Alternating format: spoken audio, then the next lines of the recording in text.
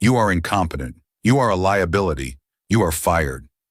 These are the words that Julian Thorne, the ruthless CEO of the billion-dollar Aurelian hotel empire, spits at a lowly waitress named Ellie. He humiliates her, has her dragged out by security, and laughs as she's thrown onto the New York street. But what Julian doesn't know is the woman whose life he just destroyed is Elena Vance, his silent partner, the heiress who has been working in disguise, and the owner of the other 50% of his entire company. This isn't a story about revenge. It's a story about a reckoning. The smell of industrial-grade coffee and lemon-scented disinfectant was the first thing that hit Elena Vance every morning at 5:00 a.m.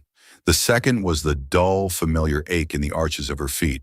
For 364 days she had been Ellie, the most reliable, if unremarkable, waitress at the Gilded Compass, the 3-Michelin-star restaurant nestled inside the flagship Aurelian Grand New York. Her uniform was stiff, a practical black poly blend, her hair pulled into a severe bun that her manager, a perpetually stressed man named Dimitri, insisted upon.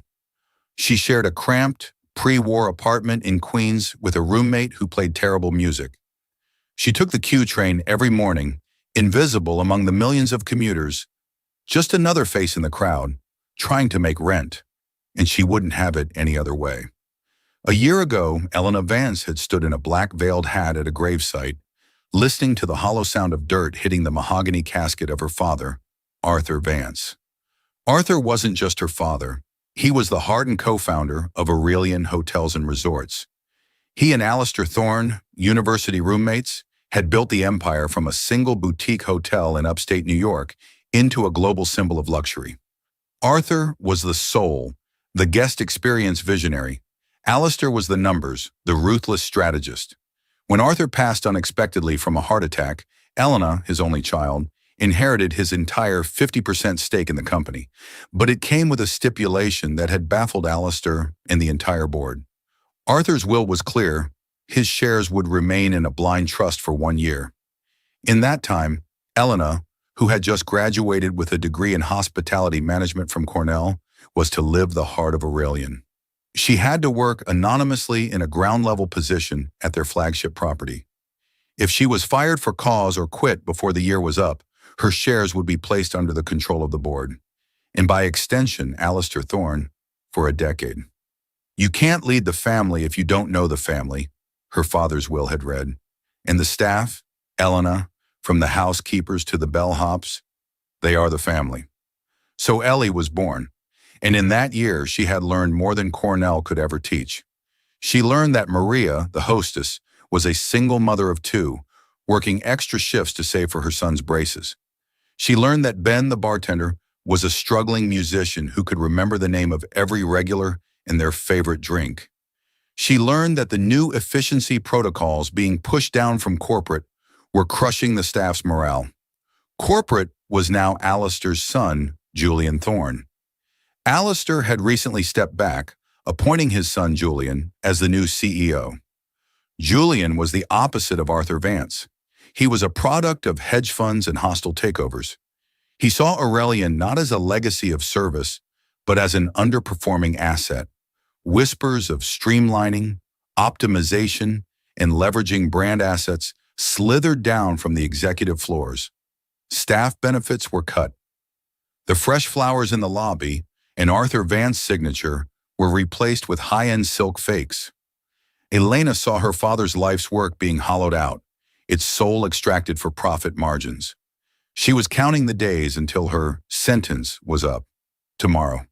Tomorrow was day 365. She had planned to walk into Marcus Cole's, her father's lawyer's, office, sign the papers, and prepare for the fight of her life at the next board meeting. This morning, however, the tension in the restaurant was a living thing. It was thick, toxic, and suffocating. "He's here," Maria whispered to Elena, her hands visibly shaking as she polished silverware. "He's not just visiting. He's on the warpath." Julian Thorne, the new king, had arrived. He was inspecting his flagship, and the staff knew that inspections meant executions. "Everyone, look sharp," Dimitri barked, adjusting his tie. "The Gilded Compass is the jewel in the crown. We will not be the ones to disappoint, Mr. Thorne. Elena just nodded, her jaw tight. She grabbed her tray, checked her apron, and pushed through the double doors into the dining room, her worn keds squeaking softly on the marble floor. She felt a cold knot of dread in her stomach. She just had to survive one more day. Just one. Julian Thorne did not walk. He descended. He moved with the predatory grace of a man who had never been told no in his life. He was tall, impossibly handsome in the severe, clean-lined way of a high-fashion model, and dressed in a Tom Ford suit that probably cost more than Elena's last 6 months' rent. He was flanked by a silent, note-taking entourage of junior executives who looked like they'd been cloned from the same joyless DNA. He didn't just observe the gilded compass, he dissected it. His eyes, a cold, piercing blue, missed nothing. "The linens," he said, his voice a low, smooth baritone that carried across the hushed restaurant. He ran a finger along a starched white tablecloth. "What's our thread count?" Dmitri, sweating, stammered. 800, sir. Egyptian cotton. It feels like 6. I can feel the poly blend. Check the supplier. This is unacceptable. We are Aurelian, not a Holiday Inn." He moved to the bar. "Ben," he said, reading the bartender's name tag. "That's a free pour. I timed it. You overpoured the Macallan 25 by half an ounce. At our volume, that's a 7-figure loss per annum. From now on, all pours are measured, no exceptions." Ben, usually so jovial, just nodded. "Yes, Mr. Thorne." Elena watched from her station, her blood slowly simmering. Her father loved the theatricality of a free pour. He said it was part of the generous spirit of the brand. Julian saw it as a rounding error. Then Julian's gaze landed on a table in the corner. Table 12. An elderly couple, the Hendersons, were regulars. They had been coming to the Gilded Compass for their anniversary every year for 2 decades. They always asked for Maria. Maria was at their table, laughing softly at a story Mr. Henderson was telling. She had been with them for 20 minutes. Julian Thorne looked at his Cartier watch. He then looked at Maria. A cold displeasure settled on his features. He strode over to the table. "Excuse me," he said, cutting Mr. Henderson off mid-sentence. The couple looked up, startled. "Maria," Julian said, his voice dangerously quiet, "what is our target table turn time for a two-top at lunch?" Maria blanched. "Sir, it's 90 minutes, but the Hendersons are regulars. They're celebrating." "I did not ask for their biography," Julian snapped. "I asked for the target time. You have been at this table for 22 minutes. They finished their appetizers 10 minutes ago. Your job is to serve, clear, and reset. It is not to fraternize." Mrs. Henderson gasped, her hand flying to her chest. "Well, we were just—" Julian ignored her, his eyes locked on Maria, who was trembling. "You are a bottleneck. You are costing this restaurant money with every minute you waste." Elena felt something snap. This wasn't business. This was cruelty. This was the desecration of everything her father had built. The Hendersons were not a two-top. They were the Hendersons. They were family. Before she could stop herself, she was moving. She set her tray of water glasses down at her station and walked calmly toward table 12. "Mr. Thorne?" Julian Thorne turned, annoyed at the new interruption. He saw Elena, just another servant in a black uniform. "What?" "I apologize for the interruption, sir," Elena said, her voice steady, drawing on every ounce of her Cornell training and her father's poise. "But Maria is simply demonstrating the Aurelian standard that our founder, Arthur Vance, built this company on. Our guests are not turn times. They are our priority. The Hendersons' experience is the only thing that matters." The restaurant went dead silent. The clinking of cutlery stopped. Maria's eyes were wide with terror. Julian Thorne's face, which had been set in a mask of cold annoyance, slowly changed. He tilted his head, a flicker of disbelief in his eyes, as if a piece of furniture had just spoken to him. "And who," he asked, his voice dripping with condescension, "are you?" "My name is Ellie. I'm a waitress here." Julian stared at her. A slow, incredulous smile spread across his perfect face. It was not a kind smile. "A waitress is giving me, the CEO of this corporation, a lecture on the Aurelian standard?" He laughed. It was a short, sharp, ugly sound. Your founder's standard is why this company's profit margins have been stagnant for a decade. It's sentimental nonsense. Your job is to do what you're told. Maria's job is to do what she's told. And my job is to cut out the dead weight and the sentimentality that is sinking this ship. He turned back to Maria. You're on final warning. Get this table cleared. He then looked at Elena. And you, get back to your station before I have you thrown out for insubordination. He turned, dismissing her like a fly, but Elena didn't move. No, she said. The word hung in the air, electric and sharp. Julian stopped. He turned back, his smile gone, replaced by a look of pure, cold fury. What did you say? I said no. You will not speak to my colleague that way, and you will not disrespect our guests. Not in this restaurant. Not while I'm here. It was a declaration of war. Elena's heart was hammering so hard she could feel it in her throat, but she held his gaze. She saw his hand clench. He was a man who was used to people crumbling. She refused. You, he seethed, taking a step toward her, are a nobody. You're a replaceable cog in a machine you don't even begin to understand. You don't have the right to tell me no. He was standing close to her now, towering over her, using his height and his power to intimidate. He was gesturing angrily, dismissing her with a sharp, downward flick of his wrist. And that's when it happened. He didn't mean to do it. It was a pure accident of his own arrogance. His angry gesture, a begone motion, slammed directly into her shoulder. Elena was off balance, and in that same instant, a busboy was passing behind her with a tray. She stumbled back, colliding with the busboy. A single tall glass of 300 a glass, 1998 Petrus, destined for the penthouse suite, wobbled, tipped, and flew from the busboy's tray. It was like a scene from a nightmare, playing out in agonizing slow motion. The dark, ruby-red liquid arced through the air and splashed with horrifying precision directly onto the front of Julian Thorne's pristine, light gray Tom Ford suit.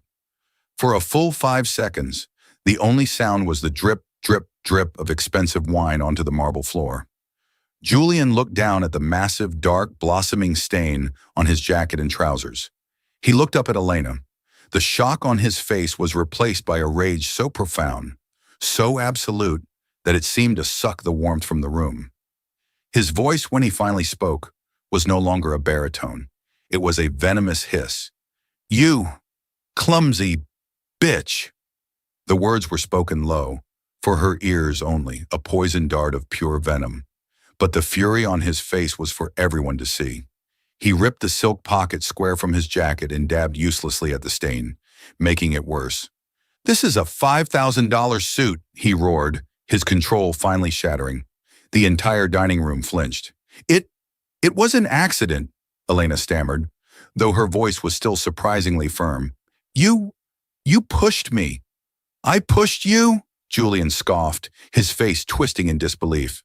I am surrounded by incompetence. You not only defy me, you assault me, and then you destroy my property? Dmitri! The manager ran over, his face the color of ash. Yes, Mr. Thorne, yes, sir. Right away, we'll get seltzer. We'll call the hotel dry cleaner. Shut up, Dmitri, Julian snapped. You can't fix this. She can't fix this. He pointed a shaking finger at Elena, the waitress. Ellie, who was standing there, apron spattered with wine, her knuckles white as she gripped her hands together. I have never in my entire career witnessed such a staggering level of ineptitude and insubordination in one pathetic package, Julian said, his voice now carrying to every corner of the restaurant. He was making an example. This was a public execution. You, he said, jabbing his finger at her. What did you say your name was? Ellie? Ellie what? Ellie Vance, she said, her chin high. The name Vance didn't even register. To him, it was just a name, as common and worthless as Smith or Jones. It held no meaning. Well, Ellie Vance, congratulations. You've managed to do in one day what most of my useless employees take a year to do. You've proven yourself to be utterly and completely worthless. He turned to his entourage. Someone get me the head of hotel security. Now. Sir, please, Dmitri begged. She's one of our best. It was an accident. It was the end of a long line of accidents, Dmitri. The first was you hiring her. Julian looked back at Elena, a cruel, satisfied smirk on his face. He was enjoying this. He was reestablishing his power. You come into my restaurant, you question my business model, you embarrass my staff, you accost my guests, and then you assault me. And for that, there is only one response. He leaned in, his voice dropping to a theatrical, cruel whisper that everyone could still hear. You are incompetent. You are a liability. Get your things. You are fired. Elena didn't cry. She didn't beg. A strange, cold calm had settled over her. The dread was gone, replaced by a diamond-hard certainty. The year of hiding was over. The game had changed. He had just made the biggest mistake of his life. You have no idea what you've just done, she said, her voice quiet but vibrating with an intensity that, for a second, actually made him pause. He mistook it for a threat. He laughed. Is that a threat? From a waitress? Are you going to key my Bentley? What more damage could you possibly do? Two large security guards, the same ones who patrolled the hotel lobby, arrived. Mr. Thorne? Yes, this woman, he said, gesturing to Elena as if she were a piece of trash, is to be escorted from the premises immediately. She is fired for cause. Gross incompetence and destruction of property. See to it that she is not allowed back in this building. Ever. The guards looked at Elena. They recognized her. She'd brought them coffee on cold nights. They looked deeply uncomfortable. Ma'am, Ellie, if you'll come with us. Elena slowly, deliberately, began to untie the strings of her apron. The apron stained with wine, and in her mind, with the humiliation of the past year. She pulled it over her head and folded it, placing it neatly on the corner of a service station. Maria, she said, looking past Julian to her terrified friend. It's okay. Take care of the Hendersons. She then looked at the two guards. I know the way out. She turned and began to walk. She didn't run. She didn't scurry. She walked, head held high, past the silent, staring tables of lunchtime diners. She walked past her shocked colleagues. She could feel Julian Thorne's smug, victorious gaze burning into her back. The guards followed her through the lobby, a silent, grim procession. The walk of shame, past the concierge desk, past the now fake flower arrangements, and through the massive, revolving brass doors of the Aurelian Grand. And then she was on the sidewalk. The New York City traffic roared past. A cab honked. She was just another person on the street, unemployed, disgraced. Julian Thorne had won. He had erased Ellie Vance. She stood there for a moment, the October air sharp and cold against her cheeks. She felt a single hot tear of rage and grief for her father's legacy slide down her face.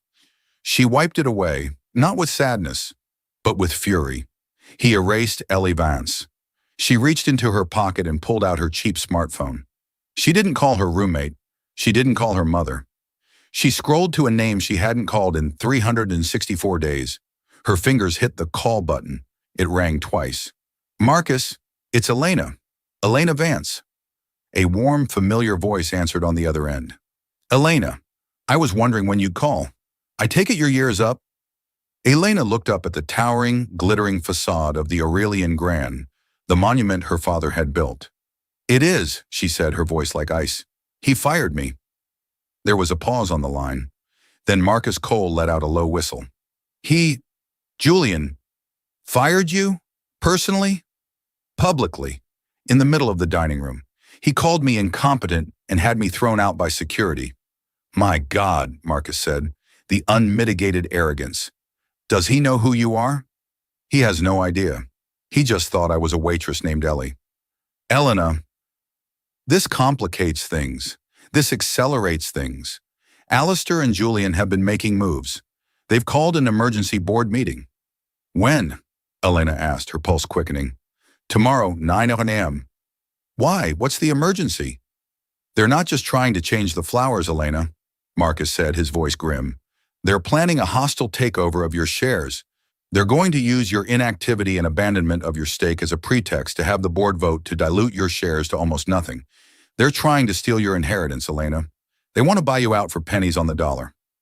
Elena's grip on the phone tightened. And then what? And then, Marcus said, they're going to sell. They're in the final stages of a deal to sell the entire Aurelian Hotels brand to Titan Capital, a soulless private equity firm that will strip this company for parts. So this was the endgame, the cost-cutting, the demoralizing of the staff. It was all to make the company look lean for a sale. They were gutting her father's legacy to line their own pockets. Marcus, Elena said, a warrior's resolve settling where the waitress's fear had been. They think they fired a waitress. They have no idea they just declared war on their partner. What do you want to do, Elena? I'm not going to my apartment in Queens. I'm going to my father's penthouse, the one I haven't touched in a year. Meet me there in 1 hour. Bring the will. Bring the proxy votes. Bring everything. And tomorrow? Marcus asked. Elena looked at her reflection in the dark glass of a town car window. The woman staring back was no longer Ellie. She was the daughter of Arthur Vance. Tomorrow, she said, we're going to that board meeting, and I'm going to introduce myself. The elevator that led to the penthouse at the Aurelian Grand was private. It required a special key, a heavy, old-fashioned brass key that Elena's father had given her on her 18th birthday. This, he'd said, is the key to the castle, Lena. Never forget it. She hadn't been here in a year. The lobby security, the same ones who wouldn't let her back in the restaurant, gave her a strange look as she bypassed the front desk and walked, still in her stained waitress uniform, to the private elevator shaft tucked away behind a velvet rope. She flashed her old, expired-looking employee family ID. The guard, flustered and confused, didn't stop her. The elevator doors opened with a soft ding into the penthouse itself. It was as if she had stepped back in time. It was exactly as her father had left it. The air was still, smelling faintly of his cigar smoke and old books. A half-finished glass of scotch sat on a coaster on his desk. The grand piano was dusty. The floor-to-ceiling windows showcased a staggering 360-degree view of Central Park, a view Julian Thorne, in his own penthouse on the other side of the building, was probably enjoying right now. This apartment, her home, was a museum of her grief, and she had avoided it for a year. Now she walked through it with new eyes, not as a grieving daughter, but as a general preparing for battle. She walked straight to her father's office, a massive room paneled in dark mahogany.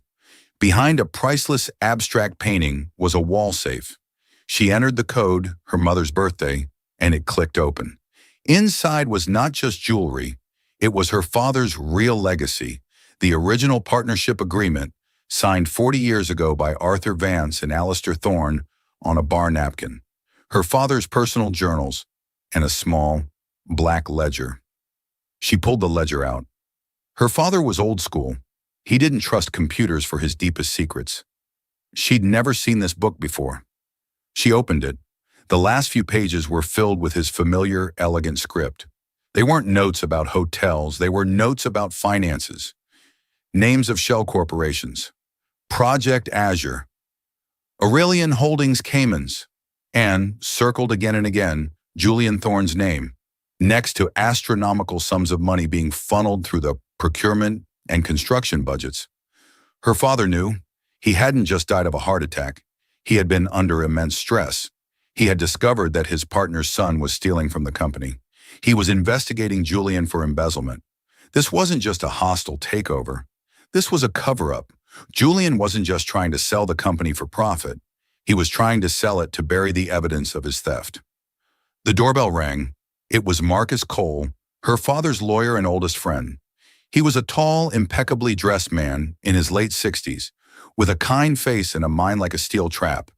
He entered, took one look at Elena's face and the ledger in her hand, and nodded. "You found it," he said. "He knew," Elena whispered, her hands shaking. "Marcus, my father knew Julian was a criminal." "He suspected," Marcus corrected gently. "He had just started digging. He confided in me a few weeks before he died. He was heartbroken, Elena. He couldn't believe Alistair would let his son do this. He was planning to confront them both at the next board meeting, a meeting he never made it to." The silence in the room was heavy. The implications were staggering. "So Julian," Elena said, the pieces clicking into place with sickening clarity, "used my father's death and my gap year as the perfect cover. He stepped in as CEO and accelerated his plan, thinking the only person who could stop him was gone.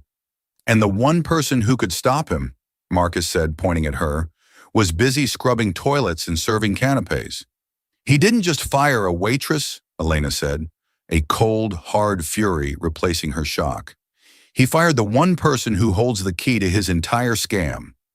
Marcus placed his heavy leather briefcase on the desk and snapped it open. Well, Ms. Vance, your timing is impeccable. As of yesterday, the one-year clause in your father's will is officially fulfilled. You have full, unencumbered control of 50% of the voting shares of Aurelian Hotels and Resorts. He pulled out a thick, leather-bound portfolio. These are your share certificates, the original proxy votes, and a copy of the will. But, Elena, this ledger changes everything. This isn't a business negotiation anymore. This is a criminal matter. We can go to the district attorney. Elena shook her head. No, not yet. If we go to the DA, Titan Capital will pull out, the company stock will plummet, and the Thorns will play the victim. They'll ruin the brand in a public fight. The company, the staff, won't survive it. She closed the black ledger. No, Julian loves an audience. He loves public displays. He gave me one today. She looked at Marcus, her eyes shining with an intensity that her father would have recognized. We're going to that board meeting tomorrow, but we're not just going to stop the sale. We're going to save the company. What's the plan? First, Elena said, I need a shower, and I need a new suit. I think it's time I finally went shopping in my father's closet. She walked to the master bedroom, a room she hadn't entered since the funeral. In the back of the enormous walk-in closet, past her father's suits, was a section he had curated for her. Business attire he'd bought for her, future, hoping she'd one day join him. She pulled out a simple, breathtakingly elegant black Chanel power suit. It was the armor she would need. Marcus, she called out, call the other board members, the ones who aren't in Alistair's pocket. Tell them Arthur Vance has one last message for them, and it will be delivered at 9 a.m. She spent the next 12 hours not sleeping, but preparing. She and Marcus combed through the ledger, cross-referencing the dates with the company's public financial reports. The efficiency cuts Julian had made were a perfect match for the consulting fees being paid to Project Azure. He wasn't just cutting costs, he was rerouting the money. He was systematically bleeding Aurelian dry. By the time the sun rose, painting the park in hues of gold and pink, Elena Vance was no longer a waitress. She was not even just an heiress. She was a weapon. The Aurelian Hotel's corporate headquarters was on the 50th floor of a glass and steel skyscraper on Park Avenue. The boardroom was a monument to wealth and power. A 30-foot-long single-slab mahogany table reflected the glittering New York skyline. The air was climate-controlled and smelled of expensive leather. At 8:55 a.m., the room was full. At the head of the table sat Alistair Thorne, the patriarch. He looked weary, older than his years, but still formidable. At his right hand, vibrating with a smug, restless energy, was Julian Thorne. He was in a new suit, a crisp navy brioni, not a trace of yesterday's humiliation on him. He was joking with another board member, his laugh echoing with arrogance. The other board members, a collection of gray-haired, stern-faced men and women who had been on the Thorne side for years, were sipping coffee and reviewing the meeting's agenda. The agenda was simple. 1. Discussion of the Vance share forfeiture. 2. Motion to restructure corporate ownership. 3. Vote on the Titan Capital acquisition. It was a preordained execution. At 9:00 a.m. on the dot, Alistair Thorne cleared his throat. Good morning, everyone. Let's begin. We have a great deal to get through. As you know, we are here to finalize the future of Aurelian. For a year, 50% of this company has been in limbo, held by an heir who has shown zero interest in her inheritance or her father's legacy. This dead weight has hampered our ability to be agile. Therefore, the first motion on the table is to absorb the unclaimed Vance shares. I wouldn't be so sure about that. The voice was female, clear, and projected from the entrance of the boardroom. The heavy double doors swung open. Every head in the room turned. Standing in the doorway was not a waitress. Standing in the doorway was a woman who commanded the room before she had even taken a step into it. She was dressed in the severe, elegant black Chanel suit. Her hair, which had been in a tight bun yesterday, was now sleek and down, falling over her shoulders like dark silk. Her eyes were not the downcast service industry eyes of Ellie.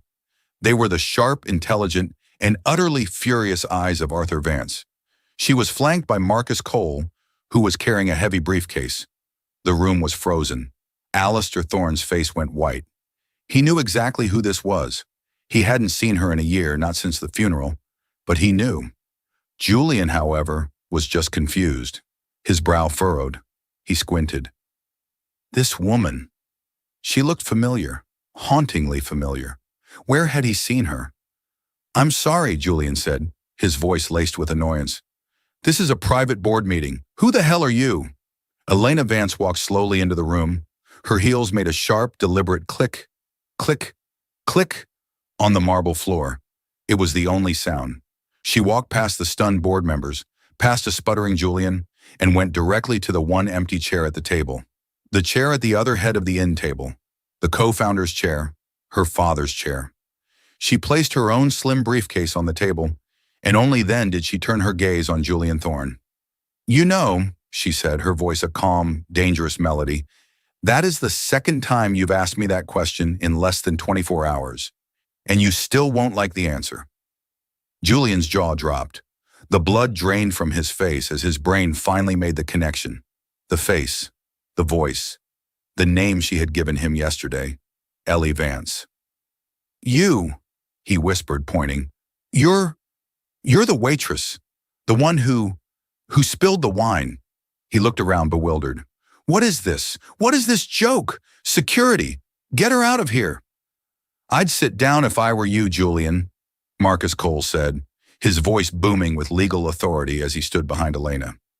Elena pulled her father's chair out and sat. She looked at Alistair Thorne, her eyes filled with a cold disappointment. Good morning, Alistair. Gentlemen, ladies. She nodded to the board. For those of you who don't know me, and for the new CEO who clearly doesn't, my name is Elena Vance. I am Arthur Vance's daughter. And as of 9 a.m. yesterday, I am the active, controlling owner of 50% of this company. She leaned forward. So no, Alistair, we will not be discussing the forfeiture of my shares, but I am very interested in discussing the Titan Capital acquisition and a few other financial irregularities I've discovered. Julian was on his feet. This is absurd. This is a charade. You can't. She was serving me coffee yesterday, and she was terrible at it. I was, Elena agreed, a razor-thin smile touching her lips. But my father didn't ask me to be a good waitress. He asked me to understand the family, and I do.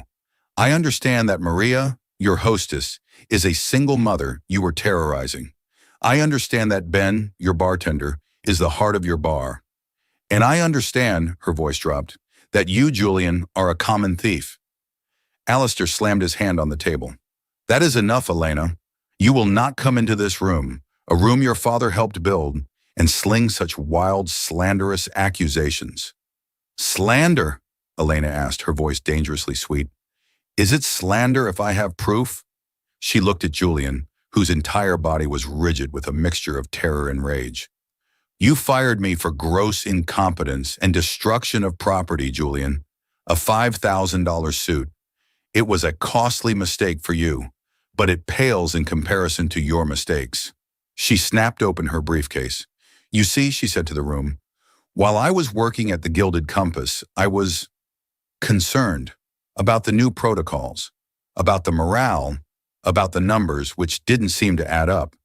So I started doing what my father taught me to do. I started looking. Elena pulled a single-bound document from her case. It was not her father's black ledger. It was a professionally prepared forensic accounting report. I'd like to introduce the board to Project Azure, Elena announced. It's a consulting firm registered in the Cayman Islands, a shell corporation to be precise. For the last 18 months, Aurelian Hotels has paid Project Azure over $70 million in consulting and procurement fees. The board members looked confused, shifting in their seats. This was not on the agenda. What's your point, Elena? Alistair demanded, though a bead of sweat was now visible on his temple. My point, Elena said, is that Project Azure has no employees. It has no office. It has one bank account. And that bank account, it's controlled by a sole beneficiary. She paused, letting the weight of her words settle. She looked directly at Julian. You, Julian. The room erupted. What is she talking about? Alistair, what is this? She's lying, Julian roared, his voice cracking. It's a fabrication. She's bitter. She's a disgruntled ex-employee. Am I? Elena calmly opened the report. Then this must be a fabrication too. She turned the report around for the board to see. On it was a crystal-clear copy of a wire transfer, a $5 million transfer from Aurelian to Project Azure, and the signature authorizing it was Julian Thorne's. And this, she said, flipping the page, a copy of the incorporation papers for Project Azure. The signatory, Julian Thorne.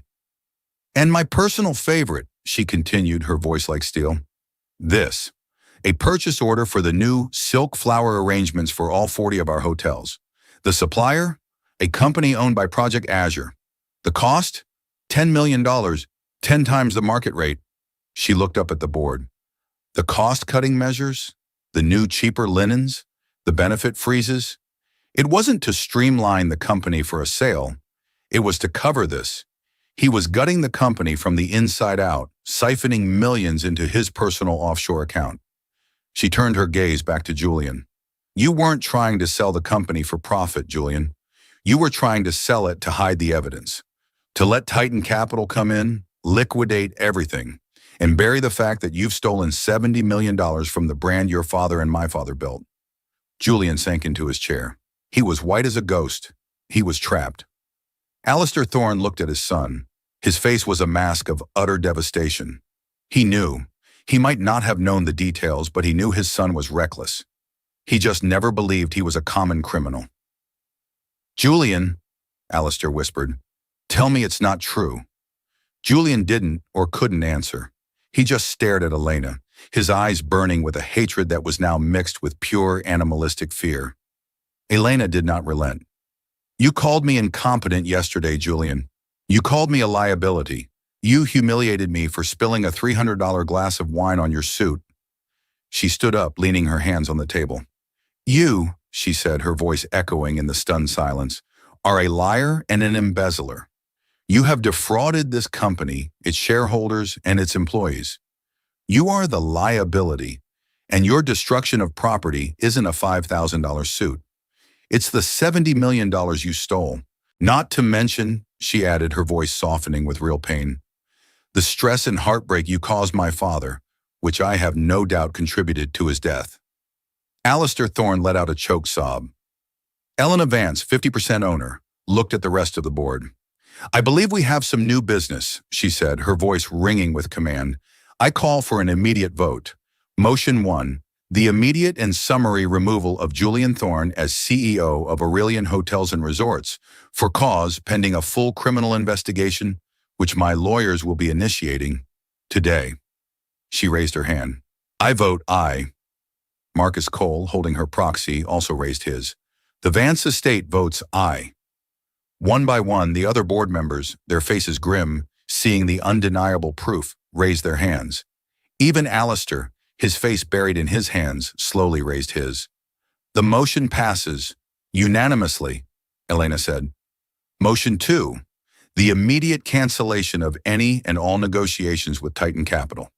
It was unanimous.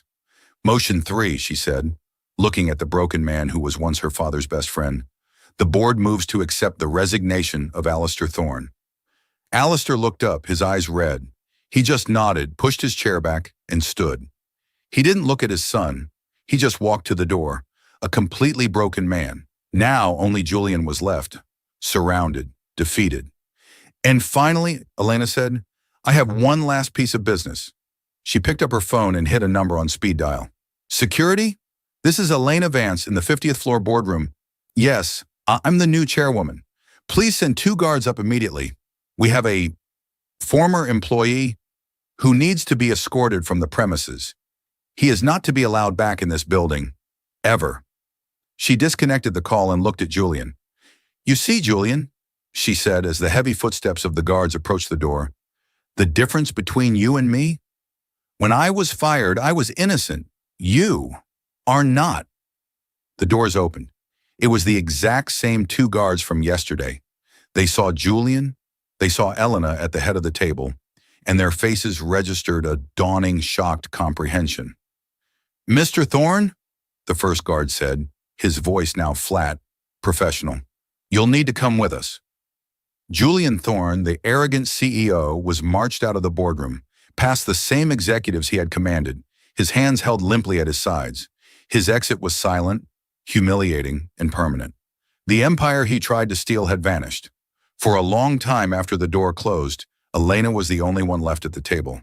The other board members had filed out, offering her their stunned, belated condolences and their absolute support.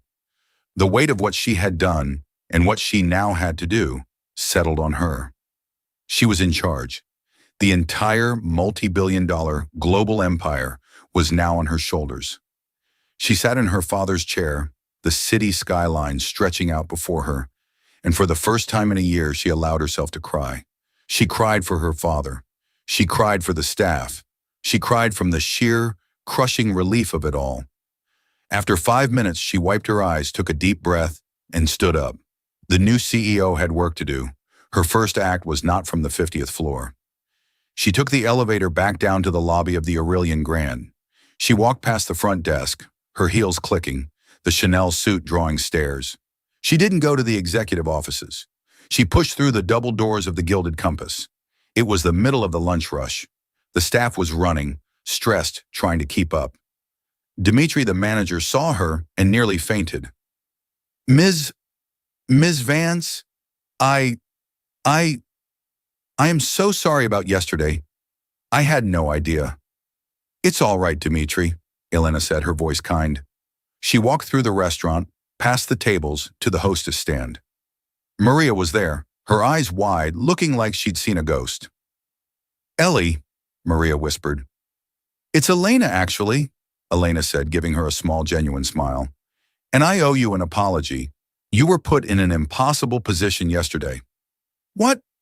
What is happening?" "A few changes," Elena said. "First, Julian Thorne is no longer with the company. Neither is Alistair." Maria's hand flew to her mouth. "Second," Elena continued, "all efficiency protocols and optimized table turn targets are gone. Effective immediately. The Aurelian standard is back. That standard is our guests and our staff. Period." She then looked at Dimitri, who was wringing his hands. "Dimitri, you're a fine manager, but you're better with numbers than people. I'm moving you to corporate, to our accounting department. We, have an opening. It's a promotion." Dimitri blinked. "Thank you, Miss Vance." Elena then turned back to Maria. "Which leaves us without a general manager for the Gilded Compass." Maria looked confused. "Are you hiring someone new?" "I am," Elena said. "I'm looking for someone who understands what this place is really about. Someone who treats regulars like family. Someone who isn't afraid to stand up for their colleagues." She smiled. "Congratulations, Maria. The job is yours if you want it." Maria burst into tears. "Me? But I'm a hostess." "You're the heart of this restaurant," Elena said, placing a hand on her arm. "And that's all I care about. My father's lawyers will be in touch about your salary. And don't worry about your son's braces. The new Aurelian corporate dental plan is very comprehensive." She turned and addressed the entire stunned staff. The waiters, the busboys, Ben the bartender, who was grinning from ear to ear. "My name is Elena Vance," she announced, her voice strong. "My father was Arthur Vance. This company is our family. For the last year, I've had the honor of working alongside you. I've seen your dedication, and I've seen you mistreated. That ends today. The Thorns are gone. Aurelian is back. This is my promise to you." The restaurant, which 24 hours earlier had been the scene of her deepest humiliation, erupted in applause. Elena walked out of the restaurant and into the main lobby. She stopped in front of the large, oil-painted portrait of her father that hung near the entrance. He was smiling, his eyes kind. She looked at the portrait, the heiress, the CEO, the woman who had saved her family's legacy. "We did it, Dad," she whispered. "Welcome home." Julian Thorne learned the hard way that arrogance and power are a deadly combination. He thought he was firing a nobody. He had no idea he was sealing his own fate at the hands of the one person who held all the cards. Elena Vance went from serving wine to running the entire company, not through revenge, but through a deep love for her father's legacy and the people he called family.